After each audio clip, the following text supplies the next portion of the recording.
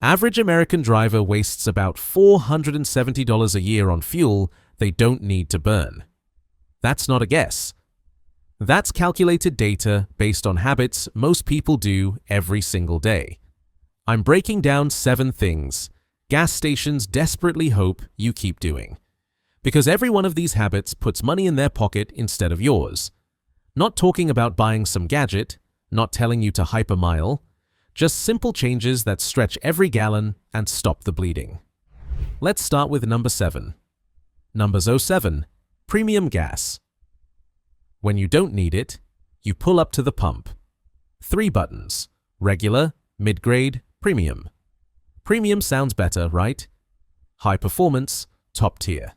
Must be cleaner, stronger, something. So you pay the extra 60 to 70 cents per gallon, feel good about treating your car right. Gas stations absolutely love you. Here's the truth. Premium fuel isn't cleaner, doesn't have more energy, won't make your regular car faster or last longer. Its only job is to resist knocking in high compression engines that specifically need it. If your owner's manual doesn't say premium required, you're just tipping the gas station. That's it. AAA tested this across dozens of vehicles. Regular cars running on premium fuel showed zero improvement in performance, fuel economy, or engine life. Nothing. Same power, same mileage, same everything. But people keep buying it.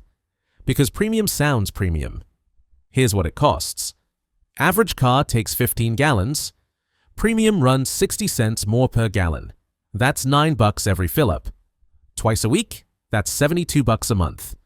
Over a year, you're at $864 for absolutely nothing.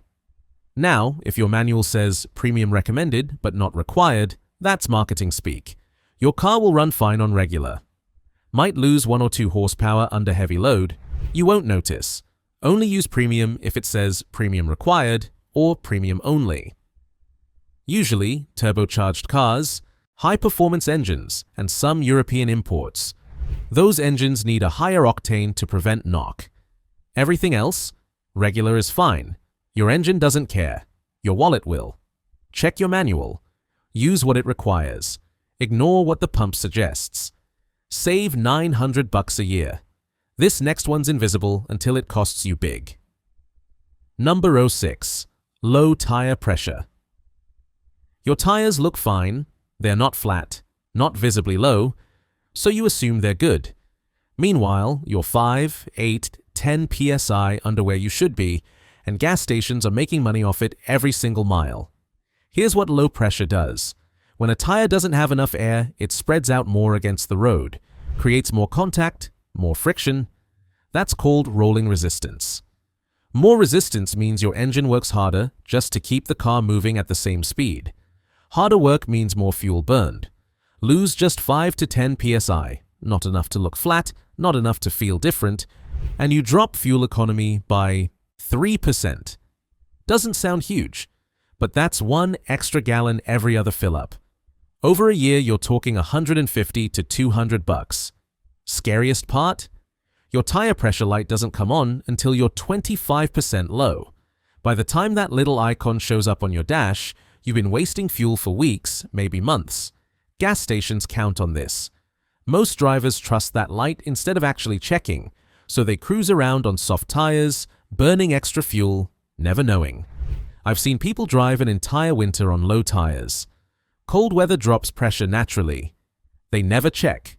Just keep filling up more often and wondering why. Here's the move. Check your tire pressure once a month. Use a cheap gauge, $3 at any auto parts store. Do it when tires are cold. Before you've driven anywhere. Find the right PSI on the sticker inside your driver's door, not the number on the tire sidewall. That's max pressure, not recommended. Get them to the right number. Takes 5 minutes. Costs nothing if you use the free air at the gas station. Ironic, right? With the correct pressure, your car rolls more easily. Engine doesn't fight, fuel lasts longer, and you stop handing money to stations for the waste they created. That's number 6. Now, here's one everyone does wrong. Number 05. Idling. It's February. Cold morning. You start your car, head back inside to finish your coffee. Let it warm up for 10 to 15 minutes. That's what your dad taught you, right? Or you're sitting in a parking lot, scrolling your phone, engine running, heat on, just killing time. Feels harmless. Car's not moving. How much fuel could it possibly use? More than you think, way more. Modern cars don't need warm-ups. That's a carburetor thing. Your fuel-injected engine is ready to go within 30 seconds of starting. Anything past that? You're just burning gas to heat your driveway. The EPA measured this. Idling burns between 1/4 and 1/2 gallon per hour, depending on your engine size. Doesn't sound like much until you add it up. 10 minutes every morning before work? That's almost an hour a week. Do that all winter, you've burned 12 to 15 gallons sitting still. That's $200. Gone. You didn't go anywhere. But here's the part that really hurts. Idling makes your engine run rich. Too much fuel, not enough air. That creates carbon buildup. Clogs up your intake valves, fouls your plugs, gums up your fuel system. Over time, your engine runs rougher, burns more fuel even when you're driving, and you're looking at expensive cleaning jobs. Gas stations never mention this because it's a double win for them.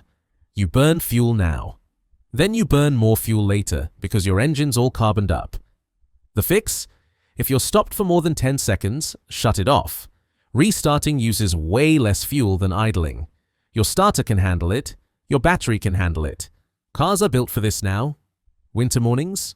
Start it. Wait 30 seconds. Drive gently for the first mile. Engine warms up faster under a light load anyway. Summer waiting? Engine off. Use your phone. You'll survive without AC for 5 minutes. Now here's one most people get completely backwards. Number 04, windows versus air conditioning. It's 95 degrees. You're stuck in city traffic, so you crank the AC full blast because you're melting. Then you hop on the highway. Windows down, wind in your hair. Feels great. You just did both wrong. And gas stations love it. Here's what most people get backwards. AC at low speeds destroys your fuel economy. It puts extra load on the engine, and in stop-and-go traffic, that can kill your mileage by 15 to 30%. You're basically dragging an anchor. So in the city, around town, parking lots, crack the windows, deal with a little heat, your engine will thank you. But the second you hit highway speeds, 55, 60 miles per hour and up, everything flips. Open windows at those speeds create massive drag. Like tying a parachute to your bumper. Your engine's fighting wind resistance that shouldn't even be there. And fighting costs fuel. Department of Energy tested this head-to-head. Above 60 miles per hour, running the AC in recirculation mode uses less fuel than driving with windows down. Not a little less. Noticeably less. So here's the move. City driving, errands, traffic, windows cracked, AC off, highway, interstate, long drives, windows up, AC on. Cost if you do this backwards? You're looking at 1 to 2 extra gallons every week on highway trips alone. Over a year, that's $150 to $250 just evaporating into thin air. One more thing. If it's dangerously hot, forget the math. Run the AC. Staying alert and not passing out matters more than saving $3 in gas. But now you know when to use what. Next one's about how you drive. Number 03. Not anticipating traffic. You're in city traffic. Light ahead just turned yellow. So you floor it, trying to make it. Don't. Slam the brakes. Sit there, idling. Light turns green. Floor it again. Next light, same thing. Every single commute. Same pattern. Gas stations are counting on this. Because reactive driving is expensive driving.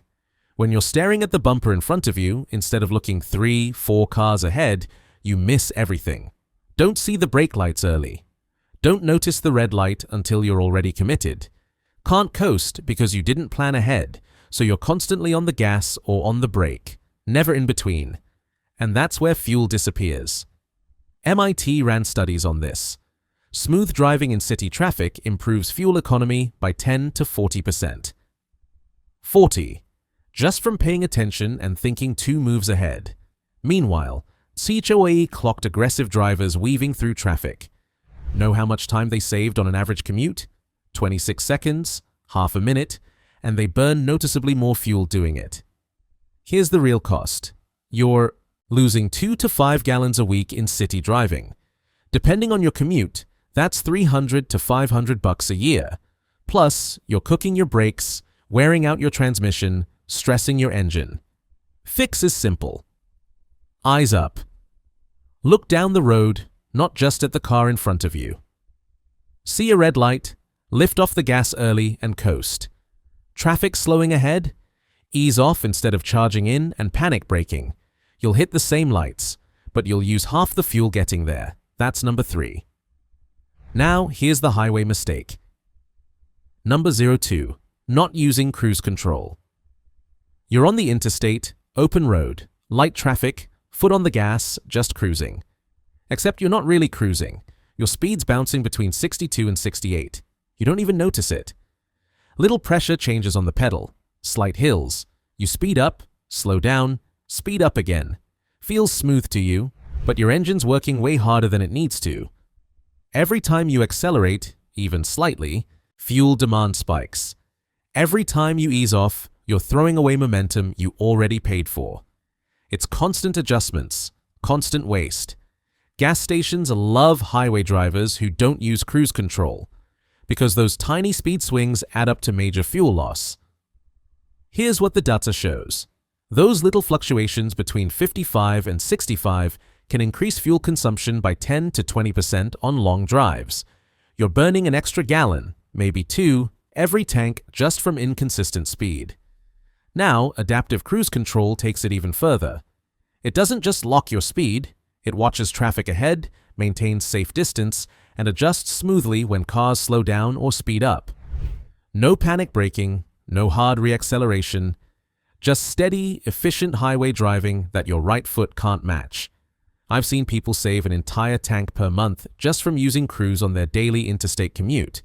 That's $120 to $180 they were wasting before. But here's what nobody explains. Cruise control only works when conditions are right.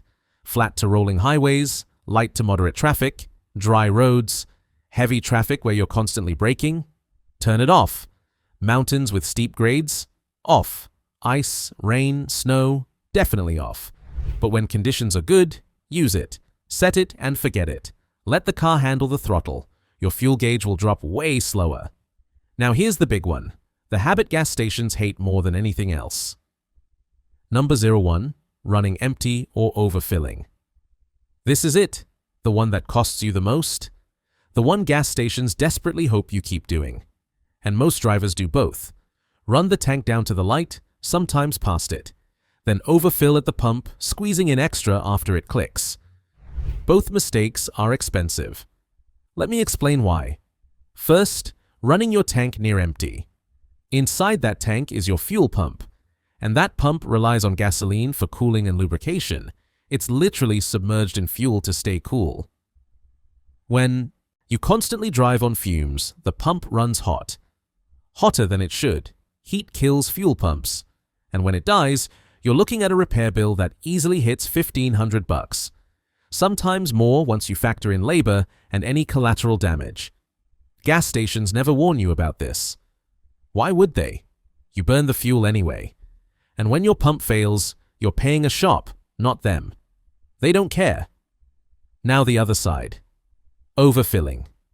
Pump clicks. You're done. But you want to squeeze in a little more. Get to that round number. Top it off. Here's what you don't see. A lot of pumps in the US use vapor recovery systems. When you keep pumping after the click, that extra fuel often doesn't go into your tank.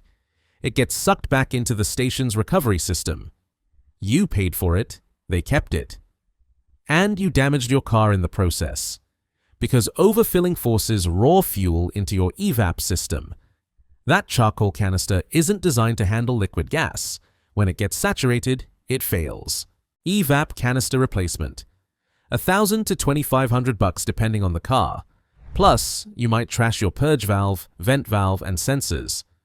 Costs stack up fast. And stations know this. Some even have signs that say, "Do not top off." Tiny letters, bottom of the pump, nobody reads them. Here's the move that saves you thousands. Refill when you hit a quarter tank. not when the light comes on. Quarter tank. And when the pump clicks, stop. Don't squeeze in extra. Don't try to hit a round number. First click, you're done. That one habit protects your fuel pump, saves your evap system, and keeps your money in your pocket instead of going toward repairs that never needed to happen. This is the number one thing gas stations don't want you doing right, because it cuts into the cycle they profit from. Frequent fills, damaged systems, wasted fuel. Do it their way, you lose. Do it the right way, and you win.